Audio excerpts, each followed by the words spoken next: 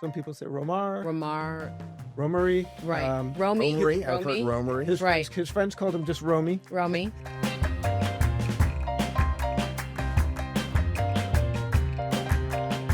Welcome in. You're watching Queen City News Plus. I'm Alicia Barnes, and you're watching Local Roots. This is where we dive into the history of Charlotte and bring you all the things that you need to know. Whether you just moved here, you've been here for years, you grew up here. Today, we're going to talk about the legacy of Romare Bearden, and we're also going to talk about the pronunciation of, if it's Romare, Romare, all the different variations of the name, but talking about how he is Charlotte's artistic son. And we have just great guests today. I want to bring in Dr. Tom Hanchett with History South. You're an urban historian, and you are definitely a favorite here on the show because I feel like I come in every week and just want your expertise. So thank you so much for being here. And also we have Dr. Jonathan Stolman, who is the senior curator of American art at the Mint Museum. So Jonathan, I mean, it is just great to hang with you because you are a wealth of knowledge, especially when it comes to the art side of Mr. Bearden. So let's get right into it. Just to be able to kind of lay out for us, Dr. Hanchett, who Romare was to Charlotte and just who he was as a person.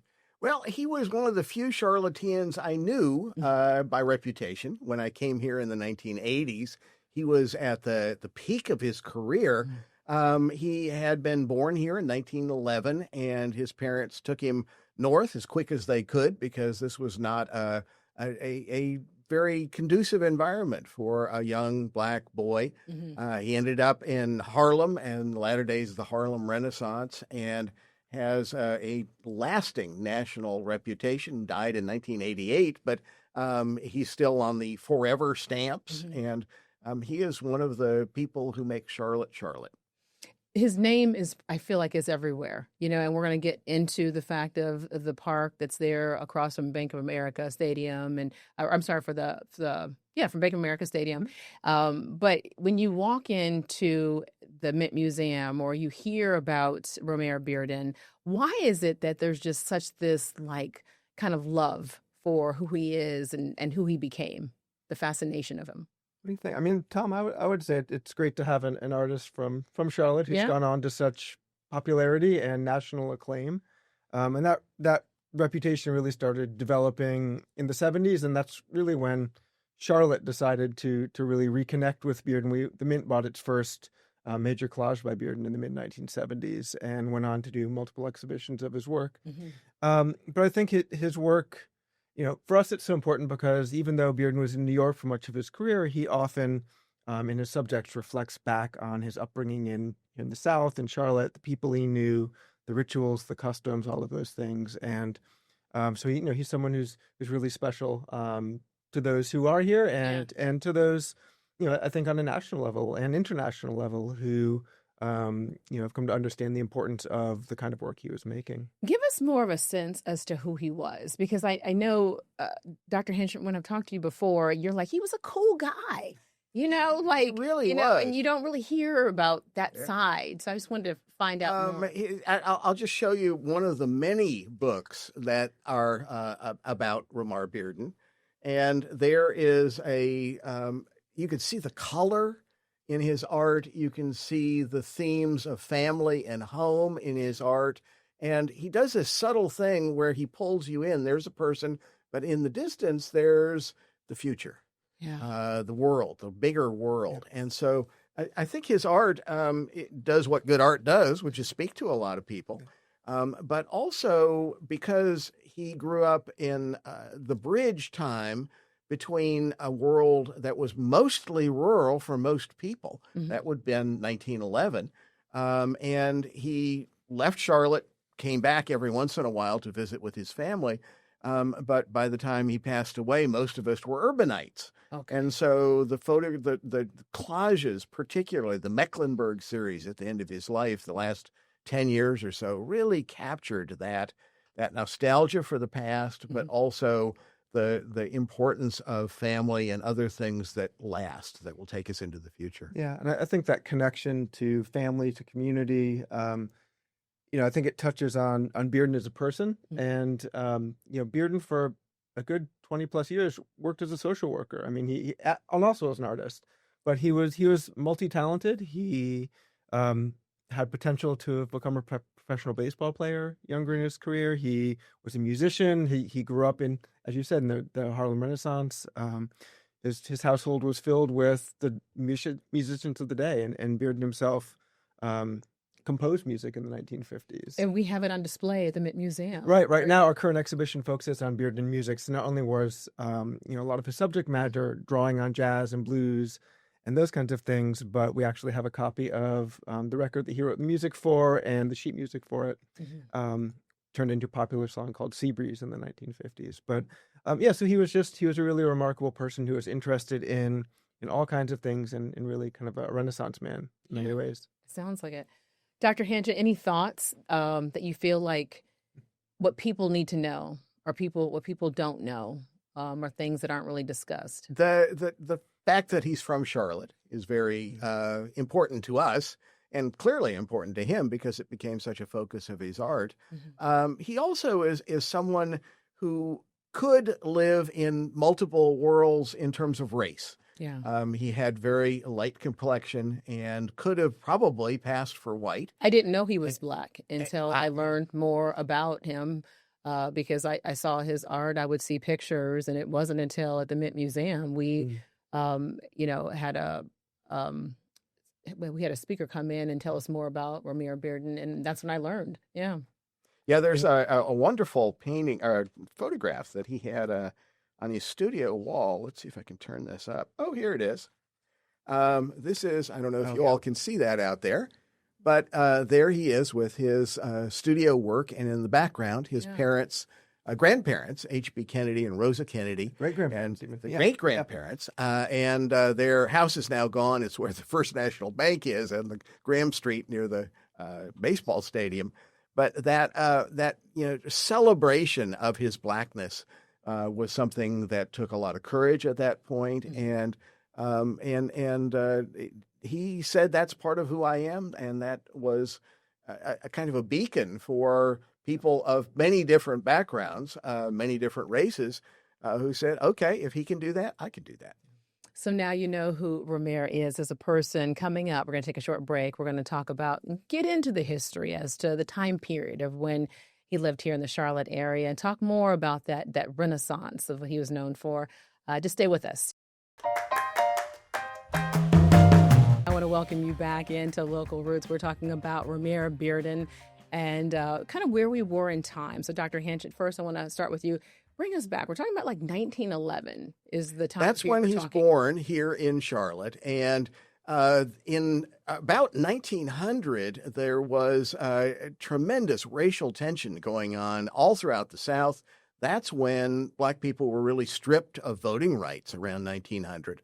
And so Bearden's parents, once he's born, very quickly leave this place to go north because there's more opportunity there. Yeah, and I think part of the reason was, as Dr. Hanchett said, it was because of the challenges that families were facing at the time, but also the real threat of violence. So in Bearden, I think one of the main impetuses for them to leave was an experience they had where Bearden's family had gone out shopping, and his mother had kind of gone into the store, and his father was outside with Romy, and he was accosted by a group of white men because, as we mentioned earlier, Bearden was light-skinned, and that they thought that Bearden's father was trying to kidnap him. Wow! And his mother came out and said, "No, he's this isn't my family." But I think experiences like that led them, like as so many other Black families did at the time, to head north to New York and seek more greater opportunity there. So he would kind of come back and forth to the Charlotte area from up north, from what I understand, right? Yeah, I mean, his great-grandparents maintained their home here, and he'd come in the summers sometimes to visit relatives and to Baltimore to visit other relatives. But that happened throughout his childhood. And then really as an adult, I don't think he came back that often until we started paying more attention to him here in the 70s and 80s.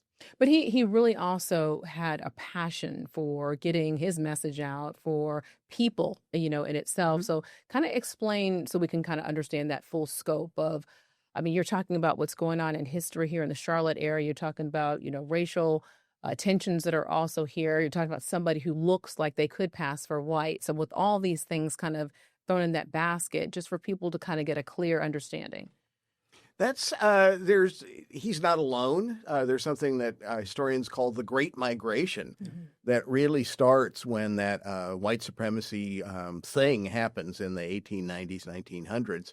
And so many African Americans and white folks as well. The South was poor. If you wanted opportunity, you went up north. And so the fact that he continued the ties here, I've talked to people who remember that when Mr. Bearden was in town, the children were supposed to be quiet around the Kennedy house. There's a Kennedy great grand family who are still here in Charlotte. And the ties, even though he didn't live here, were maintained. In his collages, there are often people working on a farm. There are people picking cotton. Another thing that you can see the Charlotte antecedents of on Graham Street, there used to be a railroad bridge across Graham Street, and you can still see the abutments there if you know where to look next to the baseball stadium. And in many of his collages, there are trains moving through, and the trains moved through at every hour, every time he was in Charlotte. Yeah, and his family worked on the railroad. They taught him to know the different whistles of the different trains. And trains for Bearden, they figure in a lot of his work as that symbol not only of rooting, one here in Charlotte, but also of movement in and out of Charlotte. Jonathan, tell us more about his work, because you've seen so many of his paintings of like what. I know he had different periods that he painted, but like, what was probably the most fascinating for you? Well, to me, so as Tom mentioned earlier, coming to Charlotte, coming to the Mint Museum 20 years ago, one of the things I knew about the Mint was its focus on Bearden, and I thought that it was fascinating. But mostly what people know of Bearden is his collages, which he really started making in the mid 1960s. In the very early in his career in college and graduate school, he worked. Drew images for newspapers and magazines, and then in the 40s, really painted very figurative works that depicted his experiences and recollections of the South. In the 50s, he painted abstractly. He was really trying to find exactly what his own style was going to be, like so many artists did at the time. And then it was in the early 1960s when he really kind of hit on that, revitalizing the technique of collage.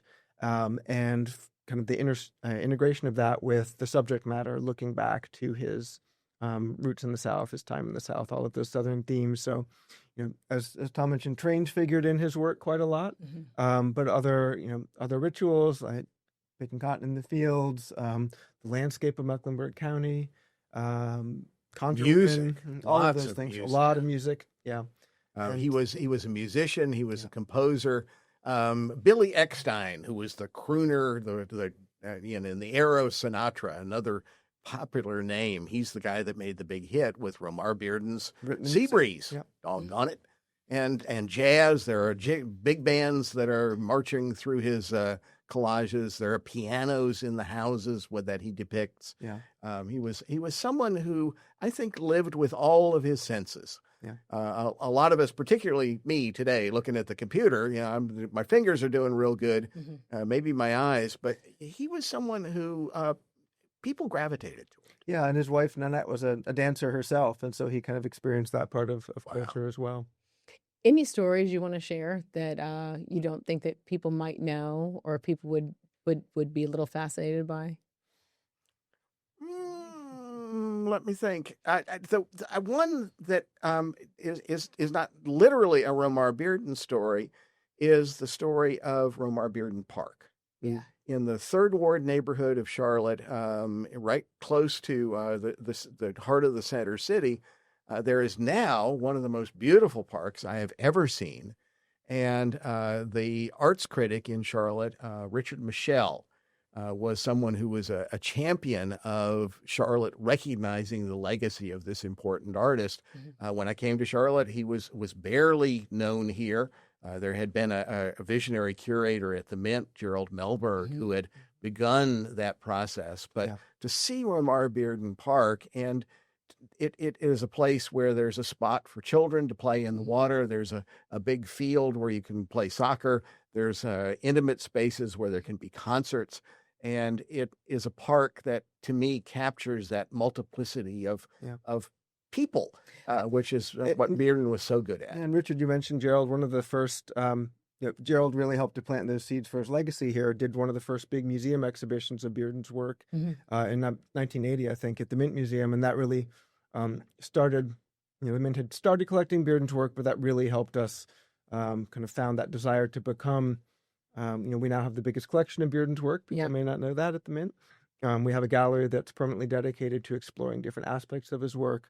But it really, those seeds were planted in the 1970s and 80s. And I think if you think back for a Southern museum at that time to put an emphasis on a Black artist is a pretty unique thing. And so I think that's something that's, we've worked to kind of carry on that legacy. Is it possible for somebody to actually purchase one of his pieces at this point, or is everything within the family? Bearden was a prolific printmaker, and so you can, there are a lot of his prints come up at auction pretty frequently, as collages do too. Those, prints are a little more affordable than collages, right? But sure, I mean, he was a very prolific artist, and especially one who made a lot of prints, and so it's not too hard to find his work, whether it's at galleries here in Charlotte or auctions in New York or out and beyond. Gerald Melberg, who was that visionary curator at the Mint, now has his own Gerald Melberg gallery. And I haven't been in recently, but he often has a Bearden piece or two. He was very evangelical almost at connecting Bearden with African-American leaders here in the late 70s and the 1980s. And so when if there's a kind of a bold-faced name in the Black community, visit their house, they probably have a Bearden. Yeah. You have some new prints, you were telling me. We do. So we have, along with our Romare Bearden gallery, we recently acquired a number of trial proofs of one of Bearden's most popular prints, The Family. So we're going to put those on display in March in a recent acquisition show. Yes. And people can come and really get an insider look into Bearden's creative process. So those trial proofs for prints, he didn't just take an image and bring to the printmaker and say, copy my collage. He really was invested in that creative process of making a print. So you can see him playing with different textures, different color combinations, different approaches to form. And the end prints that come out of that really kind of carry through that feeling of the dimensionality of a collage. So those will go on view in March. I love how we just transition the conversation to exactly where we're going next. So we're going to take a little bit of a break right here on Local Roots. And we're going to come back with so much on Romare Bearden. We're also going to talk about the name, but we also want to get more into where we are here present day, especially at the park. So stay with us on Local Roots. Romare Bearden had such an impact here in the Charlotte area, but it also was kind of a springboard for other artists. And Jonathan, you can talk to us kind of about other names that come up and how he's kind of laid the path. So, one of the things I found most interesting as I got to know Charlotte and its history and thinking about, my field of American art is that, Charlotte actually has three really important artists to have come from this area around the same time. So one of them was Bearden. The other was his cousin by marriage, Charles Alston, also born and raised in this area. Like Bearden, moved up to New York around the same time. Which, the Mint only just this year acquired its first three works by Alston. So we're really excited to share that part of Charlotte's history with our audience. Is he still living? No, he's passed. He's passed too, okay. As well. And then John Biggers, who was from Gastonia. Biggers grew up in Gastonia, went to Hampton University, and eventually founded the art department at Texas Southern University. But, like Bearden and Alston has, huge number of relatives in the area. Right. And, the Mint only has a handful of works by Biggers. So we've been trying to balance out. We have so many Beardens, and Bearden is indeed so important to Charlotte and to art history, but trying to amplify the role that both Biggers and Alston played as well. So I think, Charlotte's got a lot to celebrate.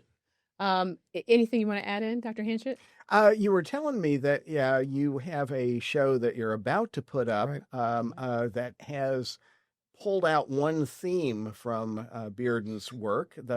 Sure. Yes. So we, in our Bearden Gallery, we rotate it once a year to try to really, let people come to the museum know about his legacy, but also keep it fresh. So we've kind of expanded it out. Every once in a while, like right now, it's all Bearden in there, looking at Bearden in music. But in about a week, we are going to rotate it after Thanksgiving, and it will be on the theme of animals and that will draw from all across the museum's collection. But it's inspired by Bearden's very popular print, Evening of the Gray Cat, which has both a cat and a dog in it. So we'll draw objects from all across our collection that have animals as their subject. So sometimes it's all Bearden, sometimes it's something that something in one of the Bearden pieces inspires.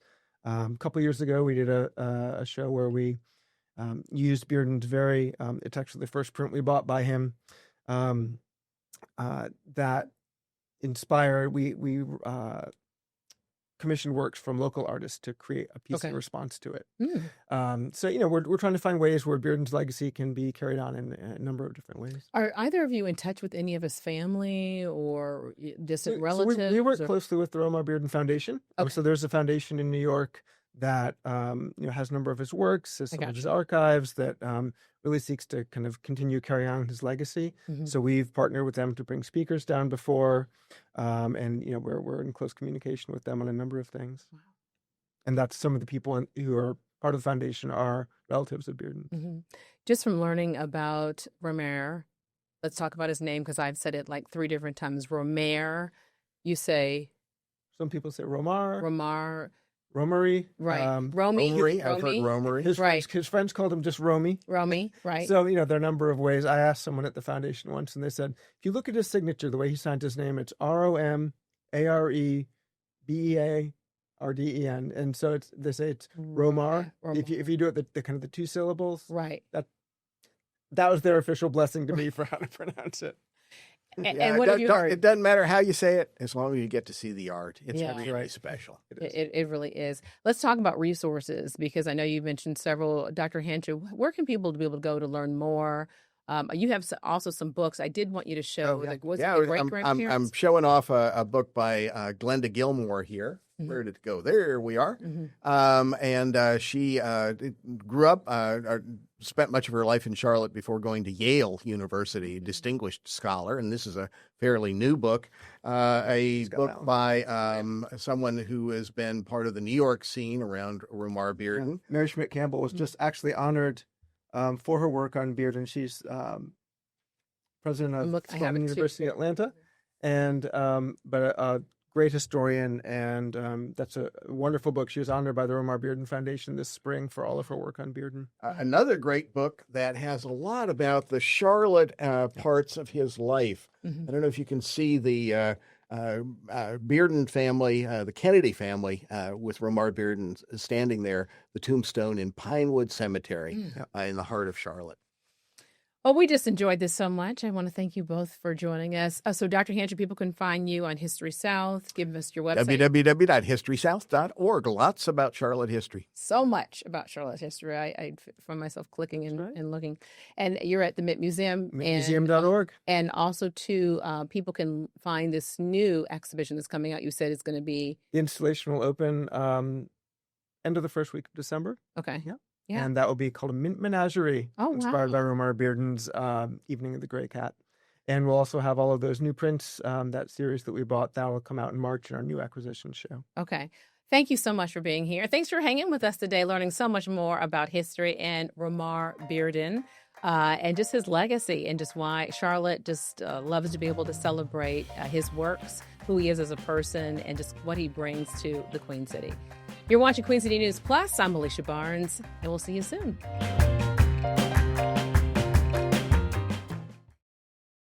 Queen City News Plus. Just search Queen City News on your smart TV's app store.